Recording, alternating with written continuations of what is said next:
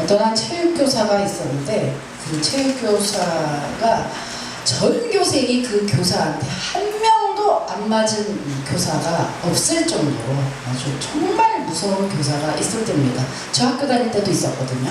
근데 저는 안 맞고 졸업을 했어요. 근데 한 명도 안 맞은 사람이 없을 정도로 아주 무서운 그 교사가 있는데 매를 항상 그렇게 가지고 다니는 체육교사였대요. 그런데 악명이 계속 높아서 이게 별명이 뭐라고 졌냐면 소도둑놈이라고 졌다고 합니다. 그런데 이제 체육 시간에 어느 날 하루 부슬부슬 비가 와서 수업을 실내에서 하게 된 거예요. 그래가지고 막 애들이 막 떠들고 있는데 교사가 막 적적 오고 있으니까 막 떠드는 어떤 한 애가 야 소도둑 몰아온다 그런 거야. 그 순간 여러분 다 상상이 가죠. 그죠? 옛날에 다 했던 거. 그 순간 찬물을 팍 던진 것처럼 쫀해진 거예요. 왜냐? 그 순간 선생님이 들은 거야. 선생님 도장이 딱 섰습니다. 딱 서가지고 치면 그죠? 내 별명 부른 놈 나와. 별명 부른 놈 나와. 소도둑놈 한 놈 나와. 나와요 안 나와요? 안 나와. 계속 니들 나올 때까지 나 수업 안 한다? 나와. 계속 그런데 안 나와. 30분이나 계속 대치하고 있는데 안 나오는 거야. 맨 마지막에 저 끝에서 조그만 애 하나가 딱 손을 들고 나와. 그날 그 학생이 어떻게 됐을까? 죽도록 맞은 거죠. 죽도록 맞은 거죠. 근데 문제는 지금부터예요. 죽도록 맞았는데 사실은 소동문 놈은 딱 그런 그 놈이 걔가 아니었던 거예요. 다른 놈이었던 거예요. 그러니 그때 걔가 죽도록 맞은 이후에 그 교실에는 하나의 변화가 있었으니 그 학생, 맞은 학생의 말은 곧 법이야. 그렇게 쫙 내가 맞았다 이거죠. 쫙 법이고 그 이후로 진짜로 그 소도둑놈 온다고 외쳤던 그 학생은 결국에 안 일어났기 때문에 많은 학생들에게 왕따, 따돌림을 당했다는 그런 얘기입니다. 여러분 왜 이 얘기를 하냐? 온유함에 진짜 힘이 있다는 사실. 조폭들 보면 조폭들의 우두머리 보면 그죠? 굉장히 등치가 크고 좋을 것 같지만 그렇지 않은 거죠. 여러분 온유한 여러분 되시기를 축복을 드립니다. 온유해야죠. 마태복음 5장 5절에 보면은요, 온유한 자는 복이 있나니 저희가 딸을 기업으로 받을 것이며 라고 했습니다. 여러분 동물의 세계는 힘이 지배하는 그 세계예요. 그러나 인간 세계에서는 강한 자가 오래 갈 것 같지만 강한 자가 오래 가지 않습니다. 온유한 자가 땅을 차지하게 되고요. 온유한 자에게 사람이 몰리고요. 온유한 자를 존경합니다. 폭력과 칼로 세상을 지배하고 정복하려고 했던 나폴레옹, 무솔리니, 히틀러 이런 사람들이 굉장히 성공하고 땅을 차지한 것 같지만 결국에는 그 땅을 다 빼앗기고 마지막에는 비참한 말로로 인생을 마감한 것을 보게 되죠.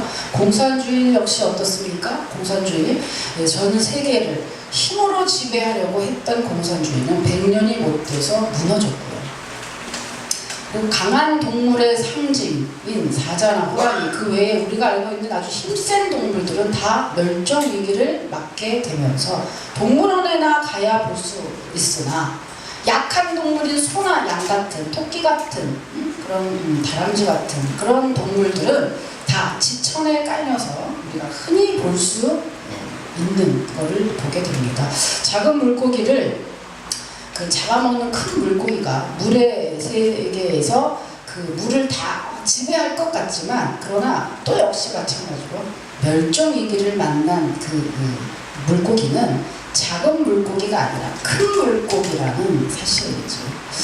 유능승강이라고 하는 한자가 있습니다. 부드러운 것이 오히려 굳센 것을 이긴다는 그런 말이죠. 이처럼 온유는 겉으로 보기에는 아주 나약하게 짝이 없어 보이지만 그러나 부드럽고 거기에는 더 강력한 힘이 숨어져 있다는 사실이에요. 각박한 세상에서 과연 온유해서 어떻게 먹고 살겠느냐라고 하지만 그러나 온유한 자, 성경에서도 마지막에 땅을 차지한다고 했을 뿐만 아니라 지금 이 시대에 가만히 보면 그죠? 어때요? 온유한 자가 샌님 같았던 애가 조용했던 애가 도리어 세상을 조용히 지배하고 정복하는 것을 보게 됩니다. 참는 자가 이긴다고 했지 강한 자가 이긴다는 속담은 어디에도 없거든요. 그죠? 시편 37편 11절에 시편 37편 11절에 보면 그죠? 뭡니까? 읽어보세요. 시작. 그러나 온유한 자들은 땅을 차지하며 풍성한 화평으로 즐거워하리로다. 예, 이 말씀을 여러분이 꼭 정말로 믿으시기를 주님의 이름으로 축복합니다. 네. 믿으세요? 네. 온유해야 됩니다. 오늘 우리가 읽은 본문, 구약의 본문은요, 모세의 온유함에 관한 그런 말씀입니다. 12장 3절, 아까 읽었죠? 12장 3절을 보면은요, 이 사람 모세는 온유함이 지면의 모든 사람보다 더하더라 라고 했습니다. 온유라고 하는 것을 사전에서 찾아보면 과연 정말 무슨 뜻일까? 온유는 성격이 온화하고 부드러움이라는 그런 뜻이죠. 그런데 온유라고 하는 그 이스라엘 말 히브리어에는 아나부라고 쓰여 있어요. 이 아나부는요, 구약 성경에서 24번이 등장을 하는데 그때마다 겸손, 어느 때는 겸손, 어느 때는 가난, 어느 때는 온유라고 번역이 되어 있습니다. 오늘 본문의 배경을 알아야 이 모세가 하나님이 모세가 지면에서 최고라고 하는 것, 이건 세상에서 최고로 온유한 사람이다 라고 하는 모세가 극찬을 받게 됐는데 어떻게 해서 이런 칭찬을 받게 됐는지 본문의 배경을 우리가 알아야겠죠. 모세 아시죠 여러분? 모세.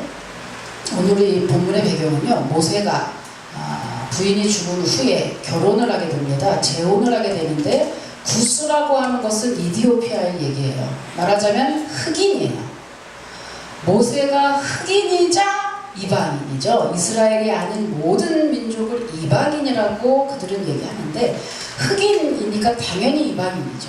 거기에 같은 황인종도 아닌 흑인은 그때 당시에 대박이에요. 흑인 여인을 자기 부인으로 재혼을 한 거예요. 모세가. 거기에 대해서 그 형의 아론과 누나인 미리암이 두 형제입니다. 그 실제 형제들이 두 형제가 비방하고 따지면서 오늘 본문이 시작이 되는 거예요. 여기에 있어서 모세는 그때 당시 어떡합니까? 모세는 하나님이 직접 부른 내 대신 네가 그 일을 해 라고 위임했던 모세. 그러면 어때요? 권위는 대단한 거죠. 하나님만큼의 권위를 가지고 있었던 모세예요. 그런데 이런 비방을 듣고 모세가 자기의 어떠한 그 권위로서 징계를 한다거나 아니면 분명히 이제 이 뒤에 볼 거지만 여기에 있어서 꼭 이 사람들 말이 옳은 것만은 아니에요. 모세가 옳았어요. 그런데 자기들이 옳다고 얘기하는데 여기에 대해서 정당성에 대한 변론도 징계도 아무 변명도 하지 않고 모세가 조용히 입을 다물고 있다. 이 상태를 보고 하나님이 모세에게 야, 너 온유하다. 네 온유함이 세상에 어떤 누구보다 최고다 라고 오늘 극찬을 하시는 내용입니다. 자, 그렇다면 모세, 우리가 알기로 믿음이 있으신 분들은 모세에 대해서 좀 많이 알고 계실 텐데 이 모세가 이렇게 칭찬받을 상황의 사람이 아니잖아요. 원래 지금은 80세가 넘은 상태지만은 원래 이 모세가 혈기왕성했던 때가 있었죠. 40세 때. 이때에 이 모세는 정의라고 하는 그 명분을 가지고 사람을 죽이죠. 사람을 죽인 살인죄 때문에 광야로 쫓겨납니다. 그래서 40년을 써요. 40년을 썼고 난 이후에 일어난 일들이거든요. 그러니까 바로 40년 전에만 해도 혈기왕성했고 사람을 죽여도 자기가 몰라서 그 다음날 또다시 사람을 죽이려 나왔던 사람이 모세였거든요. 근데 이 모세가 오늘 온유함으로, 다른 건 몰라도 온유함으로 하나님께 칭찬을 받는다? 이런 놀라운 일이 어떻게 일어날 수 있을까? 어떻게 모세는 그렇게 변할 수 있었을까? 여러분, 우리들이 얘기하잖아요. 천성을 변하지 않는다고 얘기해요. 어떻게 모세는 천성이 변했을까? 거기에 대해서 오늘 한번 본다 이거죠. 어떻게 그렇게 됐을까? 어떻게 그렇게 될 수 있을까? 여러분, 서두에서도 말씀을 드렸지만 내가 왜 온유해져야 되는데, 내가 오늘 이 설교를 통해서 뭘 알아야 되는데, 내가 왜 온유해져야 되냐? 온유한 자가 땅을 차지한다니까? 온유한 자가 성공한다니까? 온유한 자가 승리하고 하나님에게도 영적으로도 육적으로도 이 시대에 온유 안 하고 분내 왕따 당해요.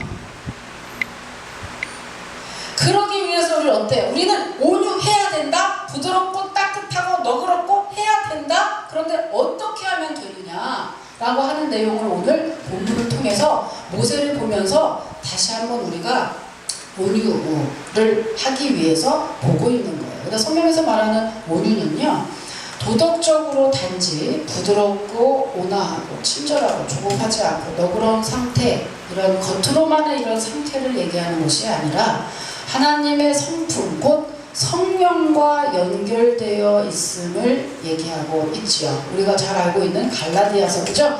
갈라디아서 5장 22절에서 23절에서 보면 계속 나와 있습니다. 그죠? 다시 한번 또 읽을까요? 오늘 본문이에요. 갈라디아서 5장 22절, 23절 나옵니까? 안 나와요? 나와요? 예, 한번 읽어보세요. 시작. 오직 성령의 사랑과 희락과 사랑과 오래 참음과 자비와 양성. 겉으로만 나오는 열매를 가지고 지금 성령에서 논하고 있는 게 아니죠. 겉으로의 어떤 예 안녕하세요 예 부드러 이렇게 얘기하는 걸 성경에서 논하고 있는 것이 아니고, 그 온유라고 하는 진정한 온유는 바로 갈라디아서 5장에 있는 것처럼 성령의 열매, 하나님의 성품에서부터 나오기 시작한다라고 얘기하는 거고요. 여기서 누누이 말씀을 드렸지만 여기서 9가지의 열매는 각각의 열매가 아니라 성령이 충만하면 성령 안에서 맺어지는 자동적 열매라고 말씀을 드렸어요. 그래서 우리가 첫째로 온유하기 위해서는 첫 번째 뭐를 해야 돼요? 성령 충만함을 받아야 돼요. 내 노력으로 온유한 거, 잠깐 온유한 거, 겉으로만 온유한 거, 온유한 척하는 온유를 얘기하는 게 아니라 여기서부터 올라오는 온유를 얘기하는 거예요. 그것은 성령의 힘, 성령의 충만함, 성령의 열매로만이 가능하지, 겉으로 잠깐 연습하고 훈련하고 쇼를 한다고 되는 것이 아니라는 거죠. 성령의 열매, 성령에서부터, 하나님에서부터 올라오는데, 이 온유라고 하는 아까 온유는 첫 번째 히브리어를 봤어요. 아나부라고 했어요. 두 번째 헬라어를 보면 뭐라고 되어 있냐? 프라우테스라고 해요. 헬라어의 프라우테스. 이거는 그 단어의 그 어원을 보면 이 단어가 왜 만들어졌는지를 알게 되거든요. 근데 이 프라우테스라고 하는 그 어원은 어디에 근거를 두고 있냐면, 야생마를 길들인다 라고 하는 뜻을 가지고 있어요. 이게 무슨 말이에요? 그러니까 천성적으로 원래 메가리가 없어, 천성적으로 원래 수준에 터져버렸어, 이걸 얘기하는 게 아니고 아주 강력한 본능이야, 아주 강한 본성이야, 승질 더러워, 혈기 왕성해. 그 사람이 어땠대요? 성령으로 인해서 주 안에서 통제되지 못한 그 본성이 성령 안에서 절제된 본성으로 부드럽게 남을 배려하고 남을 칭찬하고 흥분하지 않고 뒤집어지지 않는 그런 절제된 사람으로, 성품으로 변화된 것이 바로 온유하다라고 하는 뜻이라는 거죠. 그러니까 뭐예요? 이게 묘미가 있어요. 여러분, 뭐라 그래, 결혼할 때 어른들이 그러잖아요. 고음하고 여우가 있는데, 그죠? 그 며느리 구할 때, 부인 구할 때 뭐라 그래요? 고음하고 여우가 있으면 누구를 드리라 그래요? 여우들이라 그래요. 이상하잖아요. 엄마 입장에 땅에서 며느리를 여우를 드리라? 이건 치명타예요. 시어머니하고 며느리하고 치명타예요. 여우 진짜 피곤해요. 그런데도 여우를 드리라? 무슨 말이에요? 곰하고는 살아도, 아니 여우하고는 살아도 곰하고는 못 산다 그런 말이 있죠. 이게 무슨 말이냐? 여러분, 여우를 데려왔는데 그 여우가 계속해서 여우짓 하는 꼴을 보려고 하느냐? 아니, 여우를 데려다가 곰처럼 훈련하는 거예요. 그렇게 하는 게 그게 매력있고 그런 사람이 잘 살아. 곰이 되는 거는 매력 없어. 이거는 매력 없는 거예요. 그 여자들 매력 있어. 언제? 튕길 때. 너무 밀당하면 못 써. 너무 밀당하다가 머리 터져. 근데 그래도 여자는 어때요? 어떤 때 매력 있어? 튕길 때 매력입니다. 해밀래 하면 매력이 없는 거예요. 저도 이거 엄청 잘 튀겨가지고 근데 저는 성격이 원래 반항적인 성격을 가지고 있는데 아직까지도 풀리지 않는 그 숫자가 뭐냐면 우리 남편은 제가 계속 머리를 쓰고 밀당을 했다는데 저는 아니거든요. 저 원래 냉정한 성격인데 자꾸만 자기한테 밀당하고 자기를 튕겼다고 하는데 저는 아니거든요. 아무튼 간에 저는 일단은 튕기고 봐요. 언제나. 아니요? 왜요? 이거를 원래 잘했거든요. 아니요? 왜요? 아니요? 몰라요. 시간 없어요. 이거를 잘했거든요. 근데 지금 어때요? 곰단지 같죠. 곰단지. 여러분, 프라우테스라고 하는 것이 순에 터진 게 순에서 요리 이거 얘기하는 게 아니에요. 정말 강할 수 있습니다. 강력한 그 본성이 주님의 말씀으로 인해서 주 안에서 주님의 관리하에 변화돼서 통제되고 절제되고 적재적소에 확실하게 할 수 있는 그런 본성으로 변화된 상태. 모세가 그런 거죠. 모세가 그런 거예요. 여러분, 그런데 오늘 우리가 온유할 수 있는 거, 모세처럼 이렇게 강한 본성을 다시 한번 온유하게 바꿀 수 있는 거, 물론 성령 충만해야 됩니다. 그런데 더 구체적으로 어떻게 해야 될까? 첫 번째 방법 봅니다. 첫 번째 여러분 한번 따라해 볼까요? 내가 죽어야 됩니다. 다시 크게 얘기해요. 시작. 내가 죽어야 됩니다. 죽은 자는 말이 없어요. 우리 가운데 있는 모든 여러분의 가정에서도, 모든 교회에서도, 사회에서도, 어느 조직에 가서든지 여러분 다툼과 분쟁과 분열이 있는 것은 다 내가 살아있기 때문에 나오는 문제죠. 내가 살았기 때문에. 그래서 어떠한 반응에 대해서, 어떠한 일에 대해서 내가 살아있기 때문에 서로 상처 주고 뒤죽고 머리채 잡고, 그죠? 할 수 있는 거지. 죽은 자는 아무리 흔들어도 몰라요. 말이 없는 거예요. 근데 주님은 우리에게 십자가 밑에 우리를 죽이라. 살아있으면 안 된다고 얘기하거든요. 왜 그럴까? 여러분, 이제 좀 있으면 김장을 또 이제 막 하신다고 할 텐데, 김장철이 다가오는데요. 김장할 때, 재료를 준비하고, 김장할 때, 김치할 때, 제일 먼저 하는 게 뭐예요? 소금에 배추를 절이는 거죠. 제일 먼저 해요. 그냥 한번 생각해 보셨어요? 왜 배추를 절일까? 그냥 생에다가 하면 안 돼요? 왜 안 돼요? 양념이 안 돼요. 네, 배추가 살아서 양념이 못 들어가고, 양념이 못 들어가면 맛이 없어. 금방 먹는 거는 되죠. 그걸 뭐라 그래요? 겉절이라고 그래요.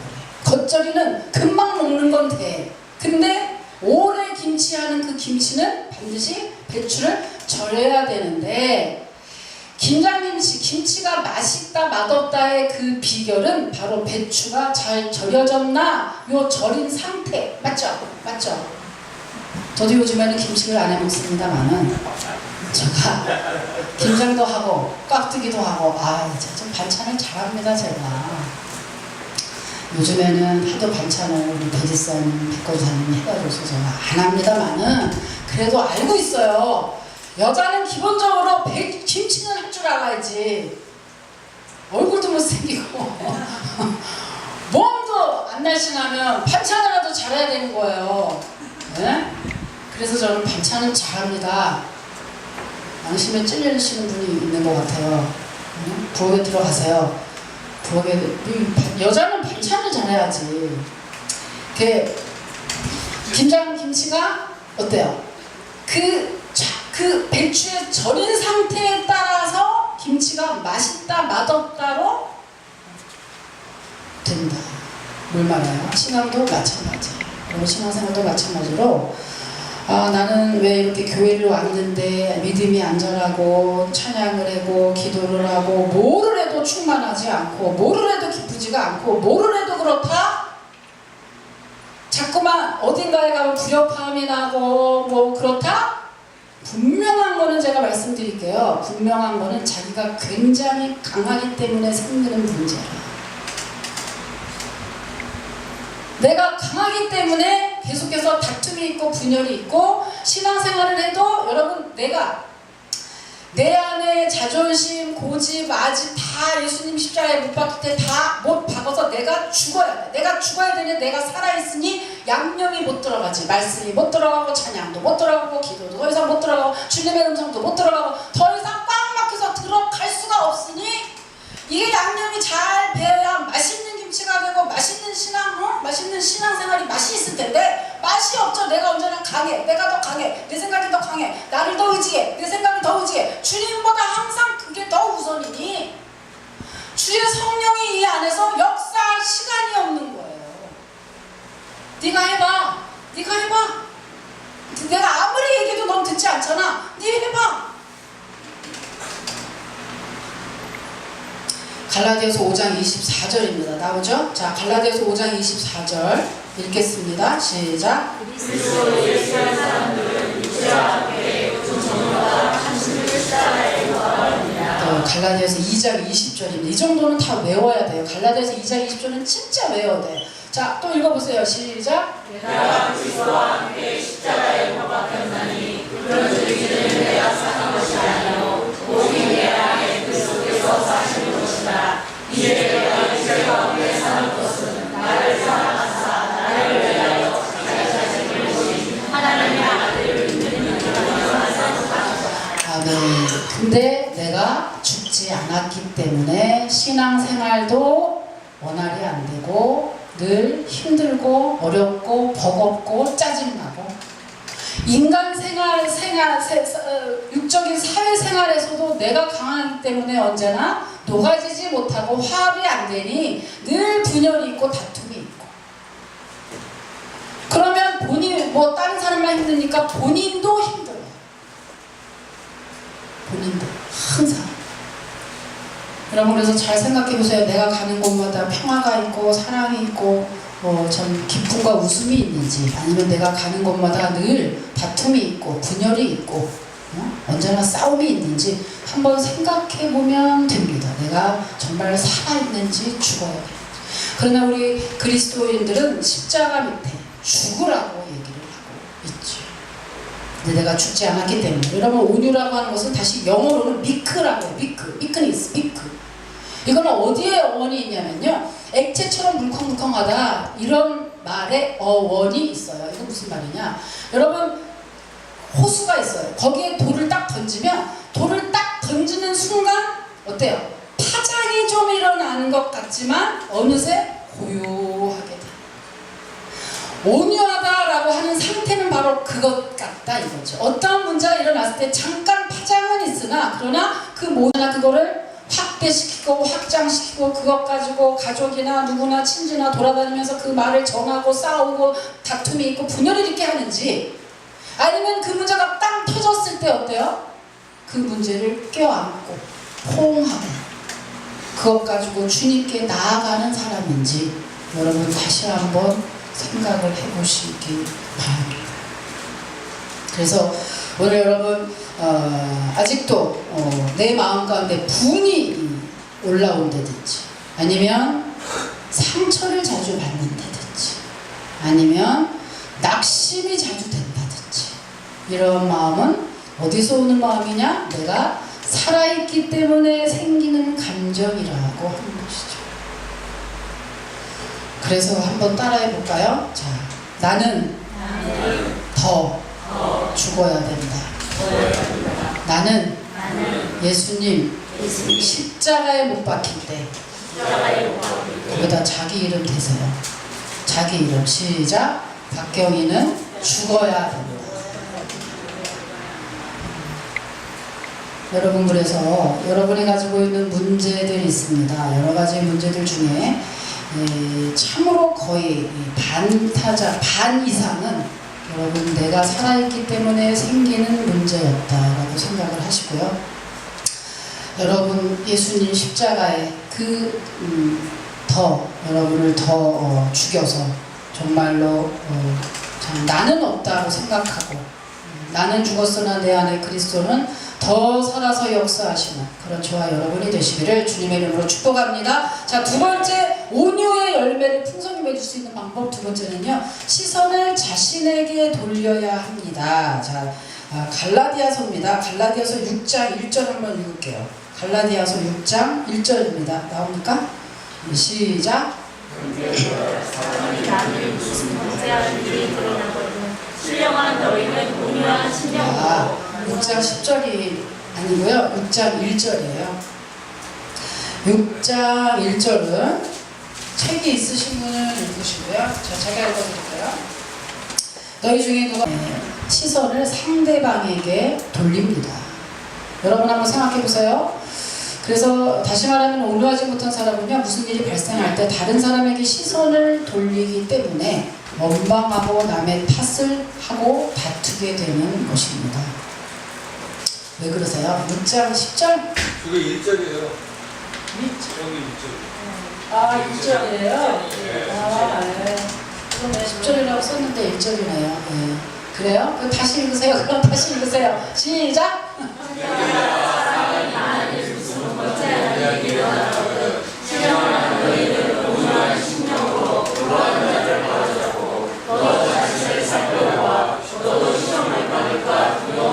네, 아멘. 제가 잘못 읽은 거죠. 그죠? 이게 맞는 얘기예요. 그러니까 신령하면 온유한 심령으로 그러한 자를 바로잡고 너 자신도 시험을 받을까 두려워하라 그랬거든요. 여러분, 이게 무슨 말이냐면 어떠한 문제가 생겼을 때 그 시선을 상대방에게 두지 말라는 거죠. 그럼 시험에 걸린다. 내 자신에게 두라. 이거 다시 말하면 무슨 말이냐면 온유한 사람은 어떠한 일이 발생했을 때 자기를 먼저 돌아보고 자기를 먼저 성찰해 보는 거예요. 어떠한 일이 땅 터졌을 때. 근데 온유하지 않은 사람들은 어때요? 분이 많은 사람은 상대방에게 그 키를 돌렸기 때문에 분이 나는 거예요. 왜 화가 나냐 하면 나는 잘했는데 네가 잘못했기 때문에 화가 나는 거지.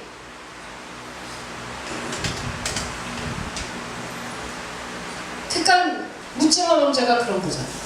나는 잘했는데 이 사회가, 이 나라가 잘못돼서 내가 보복해야겠다. 그래서 묻지마 범죄가 생기는 거거든요. 그런데 온유한 사람은 그렇지 않고 모든 상황에 시선은 자기에게 먼저 돌린다라고 하는 거예요.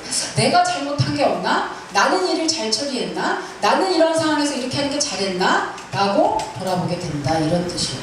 여러분, 모세가 오늘 본문에 보면요, 이 아내 시보라가 그 사별한 다음에 모세가 구스 여행과 그 재혼을 했죠. 그런데 문제는 뭐냐면 이 미리암이나 아론이 지금 문제는 뭐냐면 왜 이방 여인가, 지도자가 모세 선지자가 하나님이 이방 여인을 취하지 말라고 한 그 계명을 버리고 어떻게 선지자가 이방 여인과 결혼을 할 수 있습니까? 라고 하는 거에 대해서 비방을 하는 문제거든요.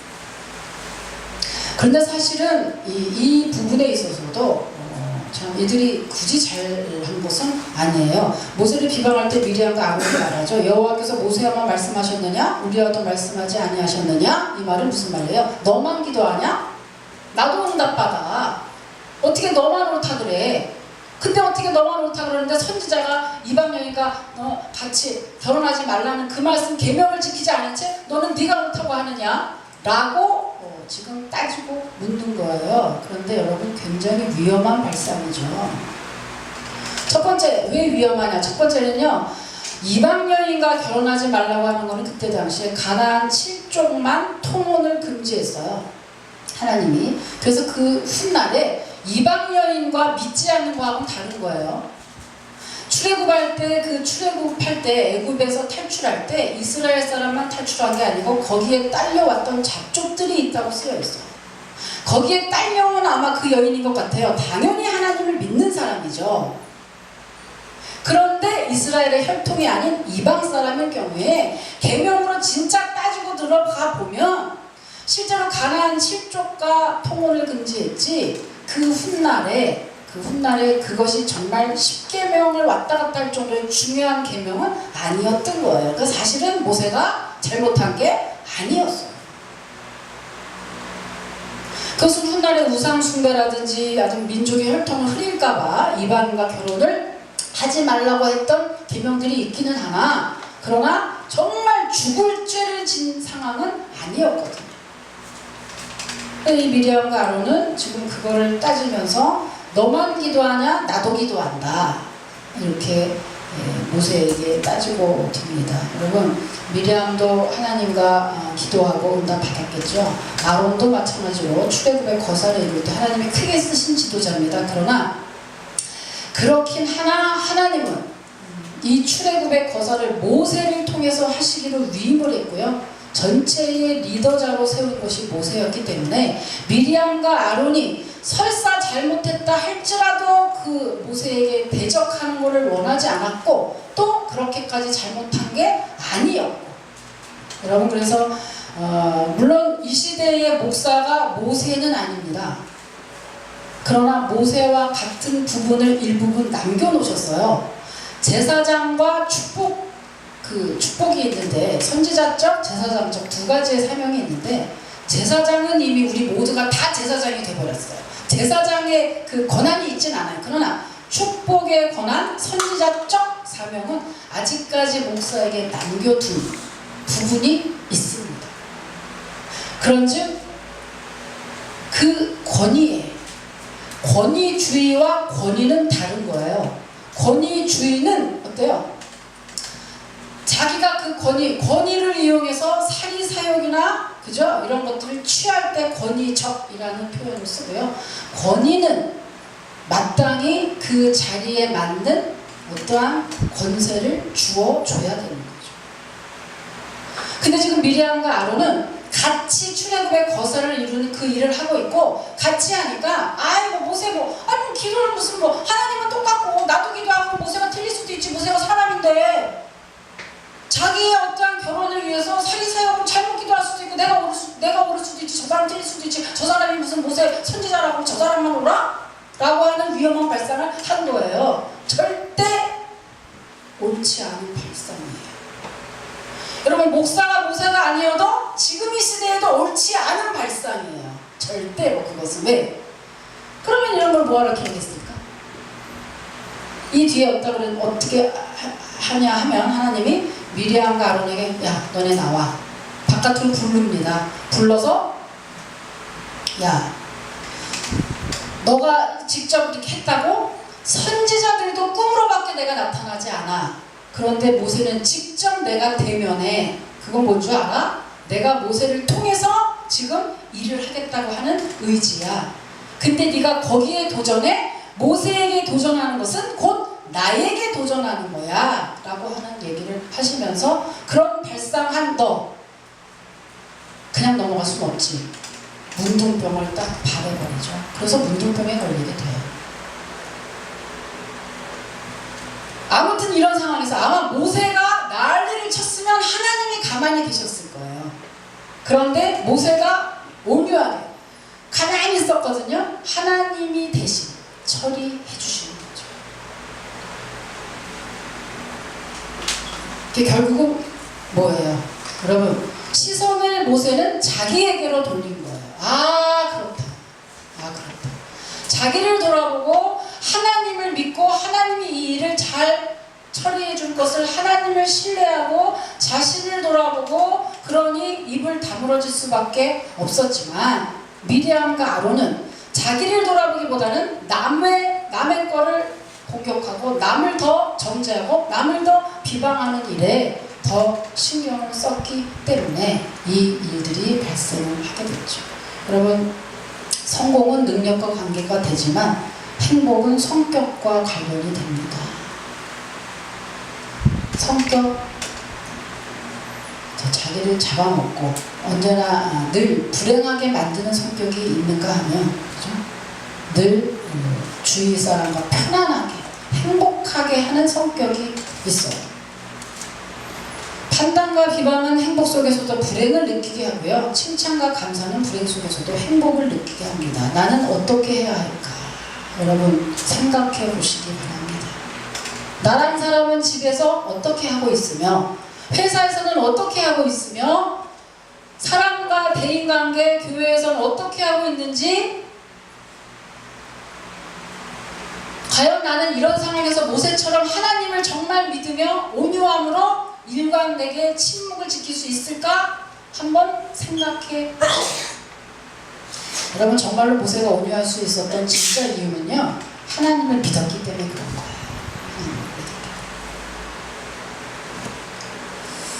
세 번째입니다. 온유의 열매 잘 맺는 방법. 세 번째, 예수님께 배워야 합니다.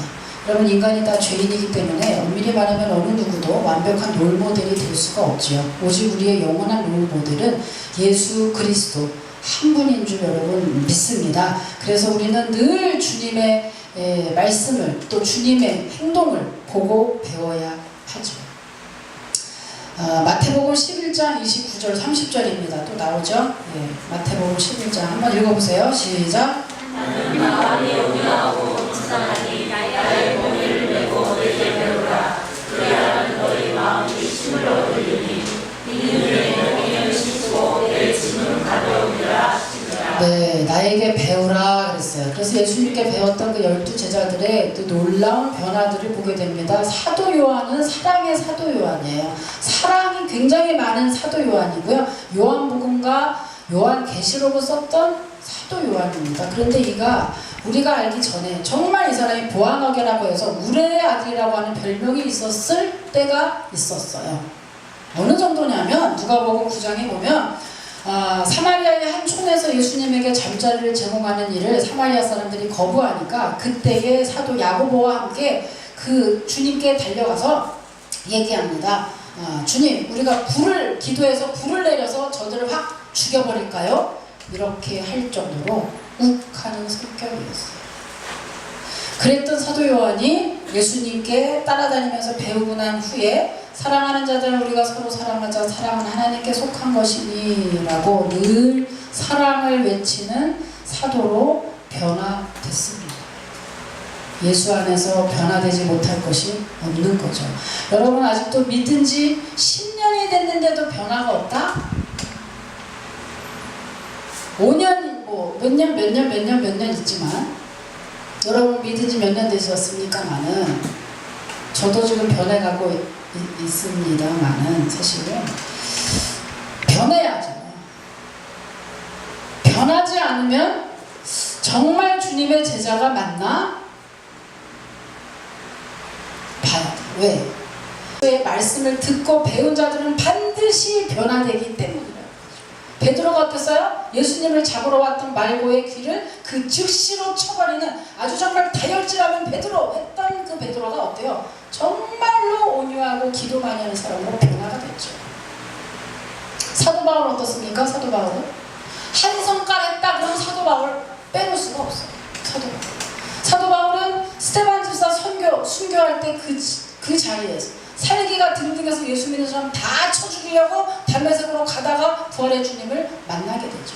그럼 주님 만난 이후에 예수님을 믿으면 바로 변화됐냐? 아니에요. 그 이후에도 계속 어떤 문제가 있었어요? 그 바나바와 함께 선교 여행을 갈 때 그 바나바의 생질 마가가 있었는데 그 마가가 선교 여행을 하다가 이탈하죠. 그 이탈한 꼴을 그것 때문에 바나바와 싸우고 바나바와 영 헤어지고 이별했던 사람이 바로 사도 바울이에요. 꼴을 안 보는 거죠. 그랬던 사도 바울이 노년에 어떻게 변화가 됩니까? 로마서 16장에 보면 자기 동역자들 이름을 쫙 다 열고 하고요. 고린도후서 10장에 보면은요, 10장 1절에 고린도후서 10장 1절에 한번 또 볼게요. 여기 또 나올 거예요. 한번 또 읽어보세요. 시작. 안 나와요? 안 나오는데 고린도후서 10장 1절은요 무슨 내용이냐면요,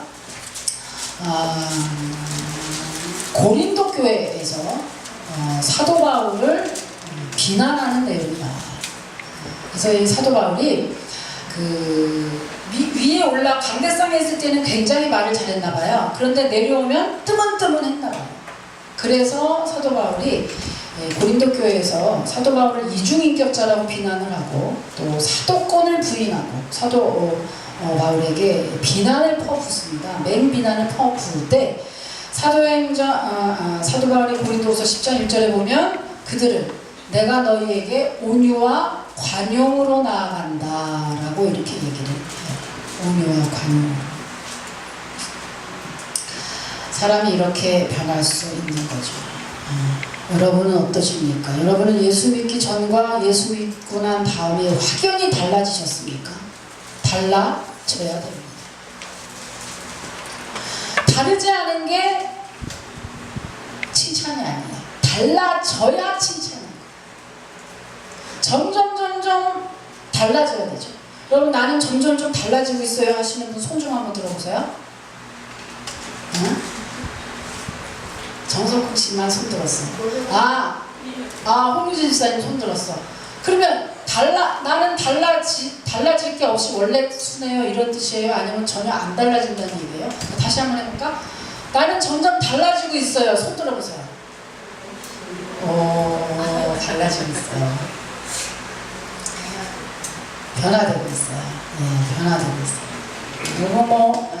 여러분의 목사인 저에 대해서 잘 아시는 분이 우리 전도사님이 굉장히 오래됐습니다. 그래서 저분이 저보다 예수 더 먼저 믿었거든요. 제가 이 교회 왔을 때, 그래서 예수 처음 믿을 때에 나와 전도사 사역을 할 때 나와 목사일 때 나와의 그 변천사를 쫙 아시는 분이 전도사님이죠. 정말 기고만장한 게 박교영이었어요. 기고만장한 게 교회에서 건들 수 없는 뻑하면 덧대 푸시니까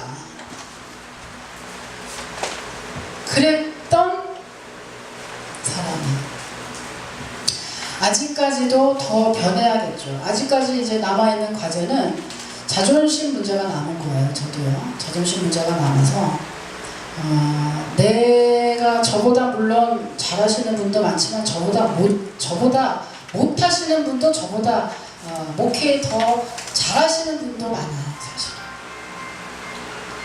그러니까 제가 자존심이 상해서 이걸 또 버려야 됩니다. 이걸 십자가 밑에 묻으라 이거예요. 하나님을 바라보고. 근데 그걸 못 묻어서 참 성질낼 때가 있는 거죠. 근데 여러분 우리가 예수님께 배우면 무엇이 변화가 되느냐? 일단은 말이 온유해집니다. 잠언 15장 4절에 보면 올량한 혀는 곧 생명나무라도 패려한 혀는 마음을 상하게 하느니라고 했습니다. 예수님께 배운 사람, 예수님께 배우면 첫 번째 우리의 말이 온유해지고요. 두 번째는 사람과의 관계가 부드러워집니다. 감정대로 반응하지 않게 되죠. 온유하다는 말은요, 가만히 있을 때를 얘기하는 게 아니고 누군가가 자기를 걸었을 때, 대적했을 때 그 반응에 대해서 얘기한 거거든요. 예수님께 배우면 예수님의 사랑 관계가 부드러워지고요. 세 번째로는 사고방식이 온유해집니다. 그래서 경직되지 않고 여러분 우리가 대적을 만났을 때, 마지막으로 비난을 받을 때, 또한 어떠한 내가 원하지 않는 문제를 만났을 때, 그릇된 것을 바로잡을 때 우리 모두는 부드럽기보다는 화를 내거나 분을 내거나 원망을 하거나 하기가 쉽습니다. 저도 어저께 원망을 하고 분을 내고 그래서 하나님께 기도를 했어요. 기도하고 나면 언제 그랬냐, 그죠? 언제 그랬냐. 여러분 분이 나고 자존심 상하고 화나는 건 왠지 아십니까? 자기를 잘 몰라서, 자기를 과대평가했을 때 나오는 현상들이에요. 아, 내가 이렇게 당할 사람이 아닌데 네가 뭔데? 아, 내가 이렇게 이 상황에서 이럴 사람이 아닌데 내가 더 잘 돼야 되는데 이게 뭐야? 라고 할 때 화가 나. 저도 마찬가지.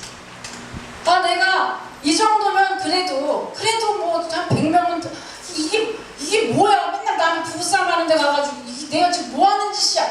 딱 그럴 때 화가 나. 그게 왜 화가 나냐? 과대평가했을 때.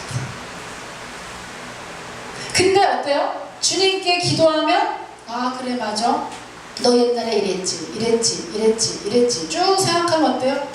주여, 이렇게 사용해 주시니 감사합니다. 나를 구원해 주시니 감사합니다. 그렇죠. 내가 진 죄에 비하면 이것도 너무 감사하죠. 라고 하는 겸손한 마음이 생길 수밖에 없더라고 하는 거예요. 여러분, 화가 나십니까? 그 화는 교만에서 나오는 화예요.